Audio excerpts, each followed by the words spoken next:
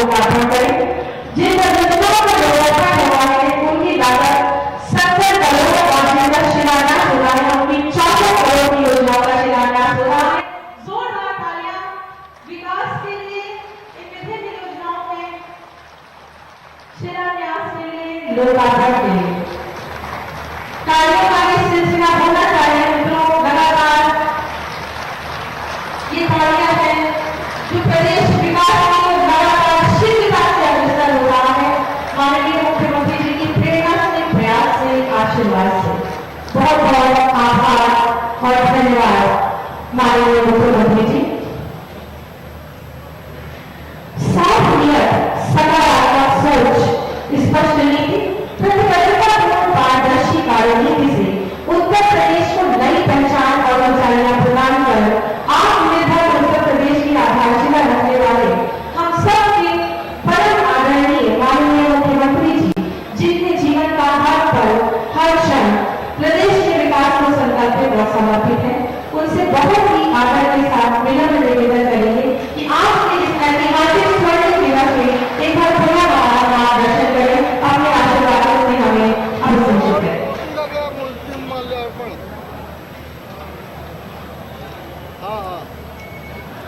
भारत माता की जय, भारत माता की जय, भारत माता की जय।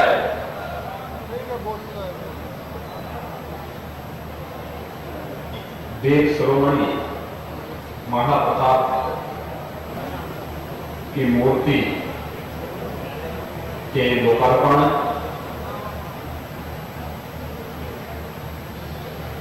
लगभग 70 करोड़ रुपए की परियोजनाओं के लोकार्पण और 264 करोड़ रुपए की परियोजनाओं के शिलान्यास के साथ ही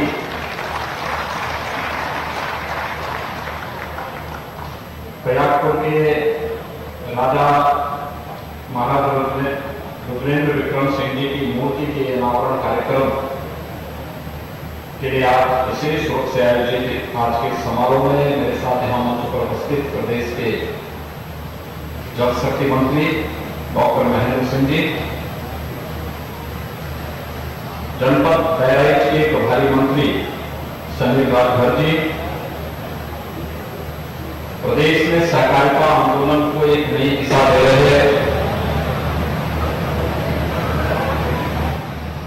मेरे सरकार में ही सहयोगी मंत्री श्री मुकुट बिहारी वर्मा जी,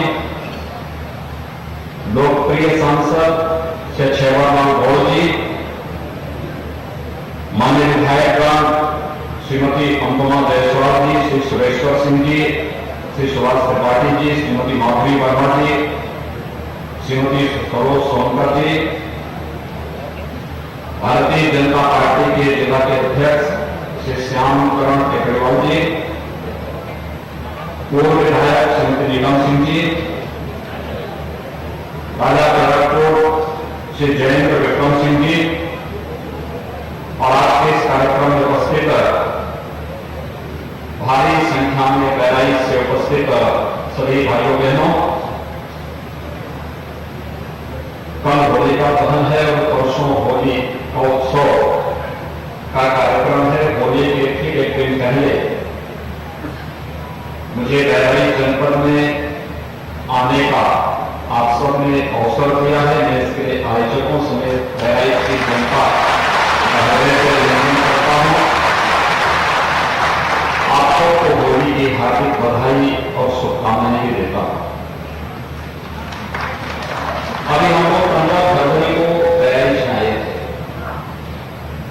और बहराइच में मैं स्वयं यहां पर उपस्थित था और दिल्ली से देश के यशस्वी प्रधानमंत्री आदरणीय मोदी जी ने इस देश में विदेशी आक्रांताओं की छक्के छुड़ाने वाले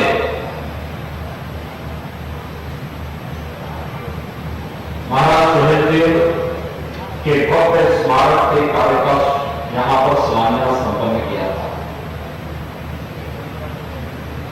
इससे पहले मुझे यहां आने का अवसर प्राप्त हुआ था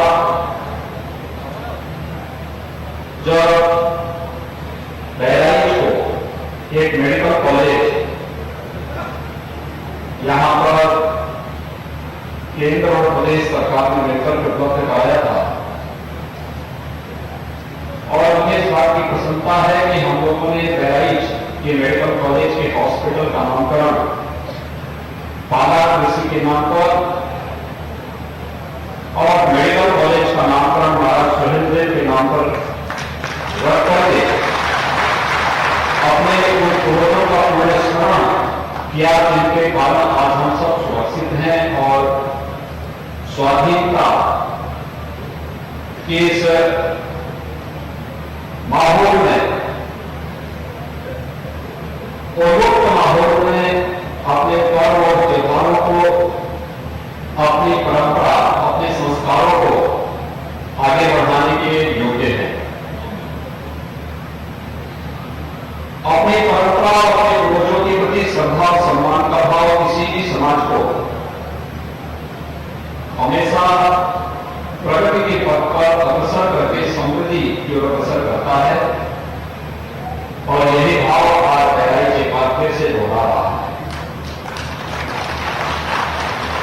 15 फरवरी को हमारे थे तो महाराज सुहेलदेव के शौर्य और गाथा को न केवल यहां पर हम लोगों के द्वारा बल्कि देश के यशस्वी प्रधानमंत्री जी ने भी लगभग 1000 वर्ष पहले महाराज सुहेलदेव ने बहराइच की धरती पर विश्वास और पराक्रम का इतिहास रचा था। 1000 वर्षों के बाद भी वर्तमान पीढ़ी उसी मुक्त कंठ से अपने पूर्वजों का स्मरण करते हुए गौरव की अनुभूति महसूस कर रही है।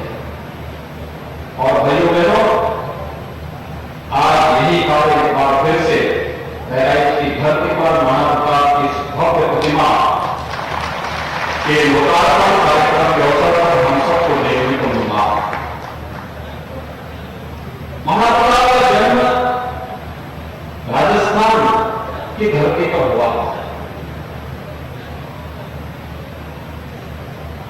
और उस समय हत्याकांड का कालखंड था जब देश और धर्म दोनों खतरे में थे। देश की स्वाधीनता पर खतरे के बादल पूरी तरह मंडरा चुके थे। विदेशी आक्रांता भारत के धर्म और संस्कृति के साथ साथ भारत की स्वाधीनता को रोकने के लिए ताबे दिखाई दे रहे थे।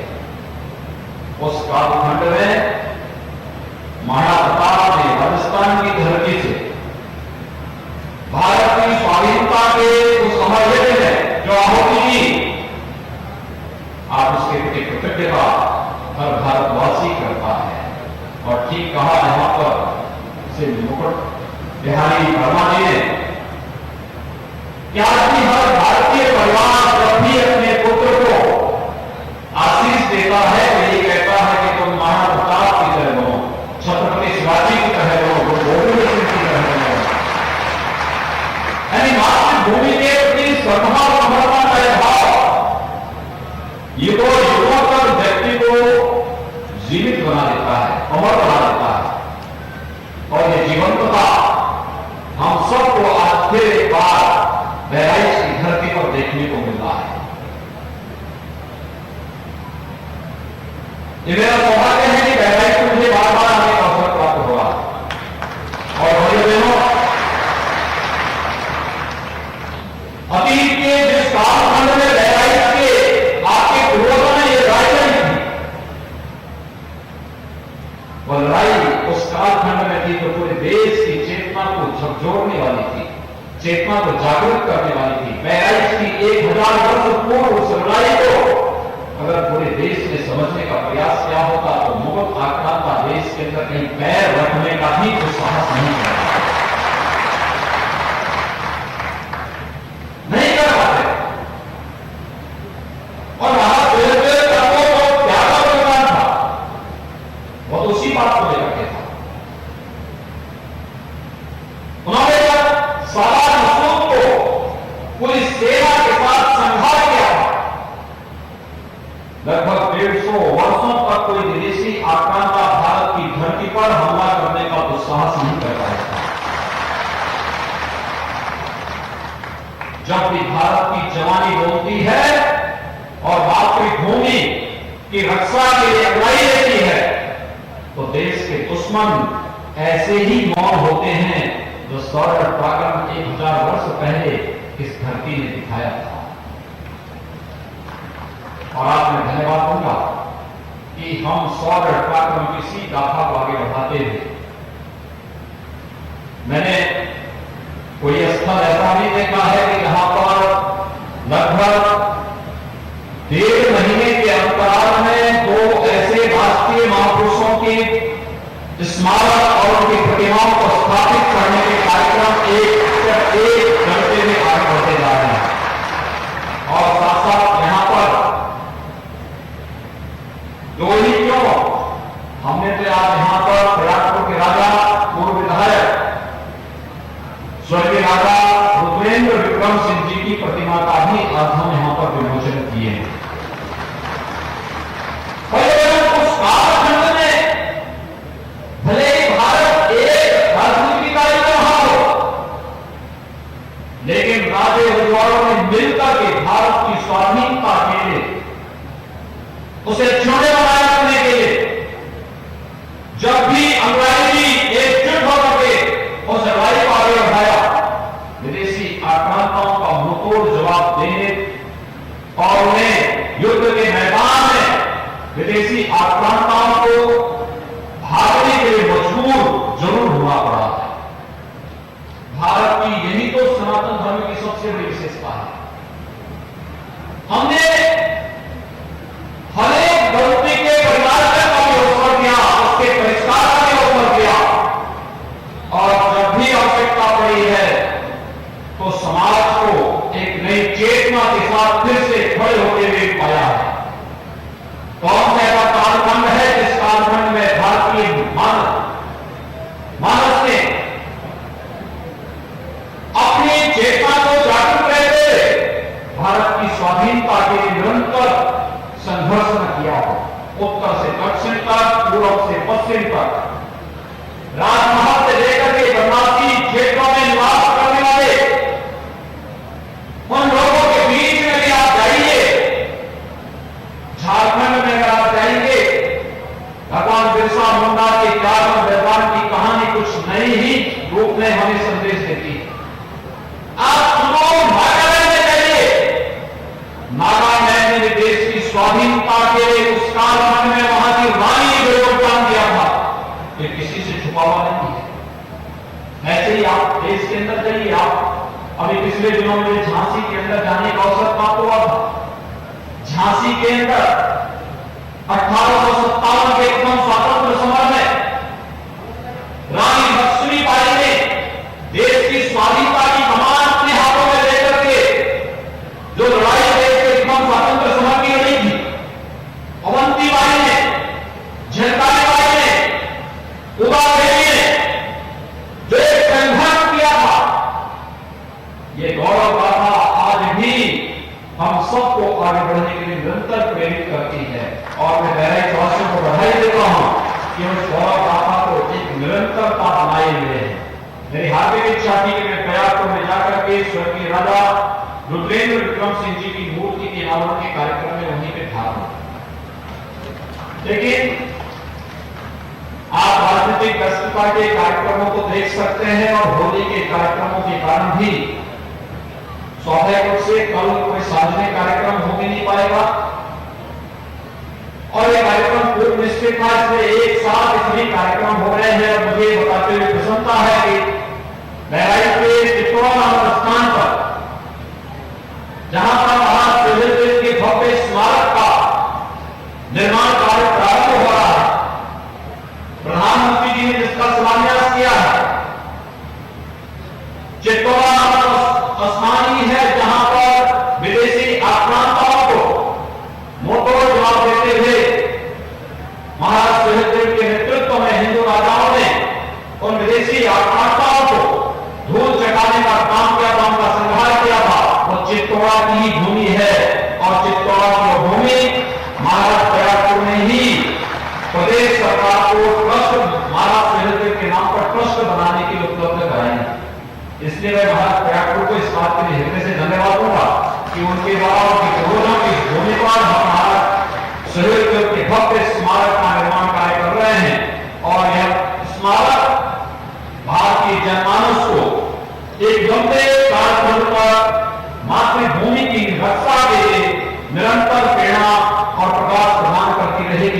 यह आज के दिन पर मैं आप सबसे इस स्मारक के माध्यम से प्रेरणा हमें निरंतर प्राप्त हो रही है। भाइयों बहनों, आज यहां पर अनेक प्रकार की परियोजनाओं का लोकार्पण और शिलान्यास भी हो रहा है। इसमें पेयजल की स्कीम भी है, बाढ़ बचाव से जुड़ी हुई योजनाएं भी हैं, सड़क से जुड़ी हुई परियोजनाएं भी हैं।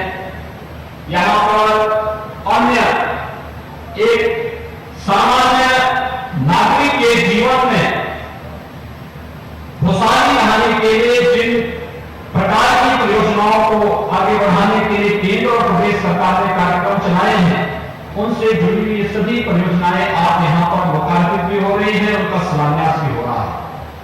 हम सब जानते हैं स्वच्छ भारत मिशन के अंतर्गत कितना बड़ा कार्य देश के अंदर हुआ, और बहराइच तो उन जनपदों में है, ये एस्पिरेशनल डिस्ट्रिक्ट भी है, आकांक्षात्मक जनपद, जिसमें नीति आयोग प्रधानमंत्री जी के निर्देशन में नीति आयोग के द्वारा बनाए गए 6 पैरामीटर हैं, जिसमें बहराइच जनपद पिछड़ गया था। मैं धन्यवाद दूंगा अपने सभी जनप्रतिनिधियों को, प्रशासन को, कि जिन्होंने मिलकर के आकांक्षात्मक जनपद को तेजी से विकास के पथ पर आगे बढ़ा करके विकास की प्रक्रिया का हिस्सा बनाया है। स्वास्थ्य के क्षेत्र में, शिक्षा के क्षेत्र में, कृषि के क्षेत्र में, कौशल विकास और रोजगार के क्षेत्र में, बाढ़ बचाव और शुद्ध पेयजल उपलब्ध कराने के क्षेत्र में जो प्रगति पिछले 3, साढ़े 3, 4 वर्षों के दौरान बहराइच के अंदर हुआ है, यह अभूतपूर्व है और वहां आज देखने को मिल सकता है। आकांक्षात्मक जनपद से सामान्य जनपद और फिर विकसित जनपद के रूप में स्थापित करना, ये बहराइच को, श्रावस्ती को, बलरामपुर को, सिद्धार्थनगर को, चंदौली, सोनभद्र, फतेहपुर, चित्रकूट, ये 8 आकांक्षात्मक जनपद हैं। इन्हें भी पहले सामान्य जनपद के रूप में माना और फिर सामान्य से विकसित जनपद के रूप में स्थापित करना, इस दिशा में प्रदेश सरकार के द्वारा कार्य प्रारंभ हुए हैं। भारत सरकार के सहयोग से सभी कार्य योजनाएं आगे बढ़ रही हैं और बहुत सारे पैरामीटर ऐसे हैं जिसमें बहराइच ने भी अच्छी जंप लगाई है, जिसके माध्यम से कहा जा सकता है कि बहराइच की राह बहुत आसान हो रही है। और आकांक्षात्मक जनपद से सामान्य जनपद में लाने के लिए ही प्रदेश सरकार ने केंद्र सरकार के साथ मिलकर के वे कार्य योजनाएं आगे बढ़ रही हैं। इन कार्य योजनाओं में चाहे स्वच्छ भारत मिशन में हर गरीब परिवार को शौचालय उपलब्ध कराने का कार्य हो, चाहे वह जिन लोगों के पास मकान नहीं उन्हें मकान उपलब्ध करवा करके प्रधानमंत्री आवास योजना में मकान उपलब्ध करवाने का कार्य हो। आपको याद, आप आश्चर्य करेंगे कि हम लोगों ने 4 वर्ष में अब तक ग्रामीण और शहरी क्षेत्र में 40 लाख गरीबों को एक आवास उपलब्ध कराने में हमें सफलता प्राप्त हुई। चाहे विद्युतीकरण का लाभ लोगों तक पहुंचाने का हो, आज बहुत सारी विद्युत से जुड़ी हुई योजनाएं हैं जिनका लोकार्पण का कार्यक्रम आज यहां संपन्न हो रहा है। आजादी के बाद उन तक बिजली नहीं पहुंच पाई थी, वहां तक विद्युत पहुंचाने का कार्य भी युद्ध स्तर पर चल रहा है। फ्री में कनेक्शन उपलब्ध कराने का कार्य चल रहा है। खेती के लिए सिंचाई की योजनाओं को आगे बढ़ाने और जहां सिंचाई के लिए नहरें पहुंच चुकी हैं, वहां पर ड्रिप इरिगेशन के लिए लोगों को प्रोत्साहित करना, जिससे हम अधिक से अधिक लोगों पर खेती पर जल की सिंचाई के लिए जल उपलब्ध करवा सके। जल जीवन मिशन में हरेक परिवार पर नल की सुविधा, पाइप पेयजल की सुविधा उपलब्ध करवाने का कार्य, ये पाइप पेयजल उपलब्ध कराने का कार्य इतना बड़ा कार्य है। याद करना कि बीमारी की आधी जड़ है अशुद्ध जल, और बहराइच नेपाल की तराई का जनपद है। गोरखपुर, बस्ती, देवीपाटन, कमिश्नरी, ये जितने भी नेपाल की तराई से जुड़े हुए जनपद हैं, तमाम संचारी रोगों से ग्रसित होते हैं बरसात के समय। उसमें दिमागी बुखार भी है। दिमागी बुखार से प्रतिवर्ष इन सभी क्षेत्रों में हजारों बच्चों की मौतें होती हैं। दिमागी बुखार का कारण क्या है? गंदगी है और अशुद्ध पेयजल। स्वच्छ भारत मिशन ने खुले में शौच से रोकना और हर घर को शुद्ध पेयजल की आपूर्ति उपलब्ध करवा देना, यानी हर एक व्यक्ति को अगर शुद्ध पेयजल की आपूर्ति हो जाए तो भाइयों बहनों, बीमारी आदि से भी समाप्त हो जाएगी। और हम लोगों ने सफलता प्राप्त दिमागी बुखार को 75% रोकने, 95% मौत के आंकड़ों को नियंत्रित करने में सफलता प्रदेश सरकार को प्राप्त हुई है। इसमें स्वच्छ भारत मिशन और शुद्ध पेयजल की आपूर्ति इसके दो प्रमुख अंग रहे हैं। और मैं आह्वान करूंगा, अभी से तैयारियां चलनी चाहिए। गांव-गांव में प्रत्येक नागरिक को स्वच्छता के प्रति, शुद्ध पेयजल के लिए जल जीवन मिशन में ये कार्यक्रम प्रारंभ हुए हैं। हमारा प्रयास होना चाहिए, एक मोबाइल फोन आपके जितना उपयोगी है वो तुम्हारी उपयोगी शुद्ध पेयजल भी है। और शुद्ध पेयजल की आपूर्ति के लिए हर घर नल की योजना को अपने गांव में भी माना और फिर हर घर के बाद कनेक्शन देना, यह कार्य होना चाहिए। और यही आह्वान करने के लिए आज हम सब आपके बीच में यहाँ पर उपस्थित हुए हैं। मैं आज के इस अवसर पर आपका आह्वान करूंगा। अनेक योजनाएं चल रही हैं। आयुष्मान भारत के अंतर्गत हमारी सरकार ने तय किया कि जितने लोग आयुष्मान भारत से आच्छादित हैं उन लोगों को तो गोल्डन कार्ड उपलब्ध कराएंगे ही कराएंगे, लेकिन साथ साथ जो लोग अभी भी इन योजनाओं से वंचित हैं या जो लोग नहीं करा पाए हैं, हर प्राथमिक स्वास्थ्य केंद्र में प्रत्येक रविवार को मुख्यमंत्री आरोग्य मेला लगा करके वहां पे आवश्यकता की जांच, पोषण मिशन की जानकारी देगा और पोषण मिशन के साथ ही केंद्र और प्रदेश सरकार की स्वास्थ्य पोषण से जुड़ी हुई योजना का लाभ प्रत्येक नागरिक तक पहुंचाने का कार्य सरकार करेगी। और भाइयों बहनों, सरकार ने ये तय किया है, जो किसान, जो महिलाएं, जो मजदूर, चाहे वह निवासी हो प्रवासी हो, आयुष्मान भारत से छूट गए हों, उनका रजिस्ट्रेशन करके उन्हें 5 लाख रुपए की प्रतिवर्ष स्वास्थ्य बीमा का कवर उपलब्ध कराने का कार्य किया जाएगा। कितना बड़ा कार्य होगा। पहले लोग बीमार होते थे तो बीमारी को मान करके नियति मान लेते थे कि अब उपचार कैसा नहीं है तो बीमार व्यक्ति को छोड़ दो मरने के लिए। बहुत सारे लोगों के सामने असहाय जैसी स्थिति हो जाती है। आज तो हम लोग हर महीने, यानी मैं पिछले 4 वर्षों में जिस भी गरीब परिवार में किसी जनप्रतिनिधि ने किसी ने आवेदन भी किया कि वो बीमार है, उसको उपचार के लिए पैसा चाहिए, हमने जिलाधिकारी से प्रमाणित करवा करके जो भी कागज मेरे पास आए हैं, ऐसे लगभग 900 करोड़ रुपए उन गरीब परिवारों के उपचार में खर्च किए हैं जिनके पास कोई देखभाल करने वाला नहीं। और आपको प्रधानमंत्री मोदी जी का आयुष्मान भारत की योजना आ चुकी है। आयुष्मान भारत की योजना में हर गरीब परिवार को 5 लाख रुपए सालाना स्वास्थ्य बीमा का कवर उपलब्ध कराया जा रहा है। मैं आप सबसे आह्वान करूंगा, इस स्वास्थ्य बीमा की कवर के साथ आप सभी जुड़े, हर गरीब परिवार को जुड़े, उसके कार्ड में शुल्क उपलब्ध कराए जा रहे हैं और व्यापक पैमाने पर बनाए जाने चाहिए।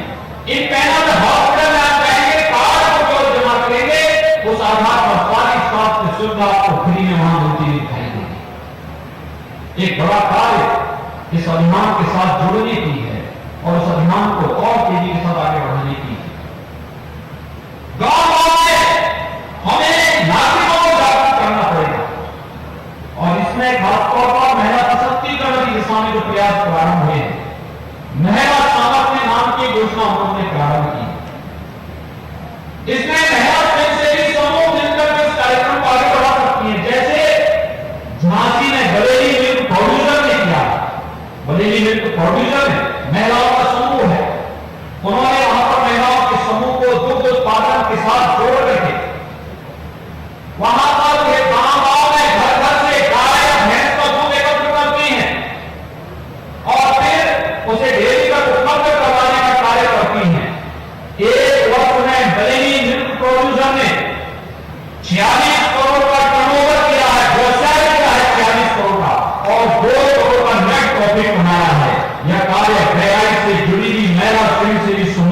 प्रकार का कार्य कर सकती है। अलग अलग प्रकार की परिस्थितियां होंगी, अलग अलग जगहों पर अलग अलग कार्यक्रम आगे बढ़ाए जा सकते हैं। और मैं आह्वान करूंगा इस कार्यक्रम के साथ जुड़ करके हम इन योजनाओं को तेजी के साथ आगे बढ़ाएंगे। आकांक्षात्मक जनपद बहराइच विकास की नई ऊंचाइयों पर पहुंच सके, इसलिए बेहतरीन स्वास्थ्य केंद्र के रूप में प्रधानमंत्री जी के करकमों से हम लोगों ने महाराज सुहेलदेव यहां गवर्नमेंट मेडिकल कॉलेज का लोकार्पण का कार्य हम संपन्न कर चुके हैं। मेडिकल कॉलेज विशेषज्ञ चिकित्सा सुविधा का एक केंद्र होता है। धीरे धीरे करके वहां पर जब विशेषज्ञ चिकित्सक और इससे जुड़े विशेषज्ञ वहां पर आएंगे, आप देखेंगे कि बहराइच और आसपास के जनपद के लोगों को चिकित्सा सुविधा के लिए लखनऊ, दिल्ली या मुंबई नहीं जाना पड़ेगा, बल्कि आसपास के जनपद के लोग आपके बहराइच में आएंगे। और बेलपाटन कमिश्नरी की दृष्टि से बड़ी समृद्धशाली है। इस कमिश्नरी के 4 जनपद हैं और 4 जनपदों में 3 मेडिकल कॉलेज हम दे रहे हैं। बहराइच में मेडिकल कॉलेज बनकर के तैयार हो रहा है, बलरामपुर में और गोंडा में हम लोग मेडिकल कॉलेज दे रहे हैं। हमने कमिश्नरी ने कहीं नहीं होगा कि 4 जनपदों में 3 में मेडिकल कॉलेज बन रहे हैं। और कोई क्या आज से 5 साल पहले कल्पना नहीं करता था कि बहराइच में भी मेडिकल कॉलेज होगा, या गोंडा में भी मेडिकल कॉलेज होगा, या बलरामपुर में भी मेडिकल कॉलेज होगा? कोई कल्पना नहीं करता। एक सकारात्मक सोच, एक सकारात्मक दिशा में आगे बढ़ने का प्रयास। ये जो परियोजनाएं हैं, कहीं सड़क की, कहीं पेयजल की, कहीं शौचालयों के निर्माण की, घर घर शौचालय बनाने के बाद हर ग्राम पंचायत में एक सामुदायिक शौचालय बनाया जा रहा है। सामुदायिक शौचालय में देखभाल की व्यवस्था गांव की एक महिला को सौंपा जा रहा है और उस महिला को 6,000 रुपए हर महीने देने का काम भी हम लोग ग्राम पंचायत निधि से उपलब्ध करवाने का कार्य किया जा रहा है। भाइयों बहनों, विकास की योजनाओं का लाभ प्रत्येक नागरिक को प्राप्त हो, यह आज की आवश्यकता है। हम सब इस अभियान के साथ जुड़ेंगे। समाज में हर चेहरे पर खुशहाली होगी तो समाज में खुशहाली होगी। हर बच्चा स्वस्थ होगा तो परिवार स्वस्थ होगा, समाज स्वस्थ होगा, देश स्वस्थ होगा और स्वस्थ समाज और स्वस्थ राष्ट्र ही एक सशक्त राष्ट्र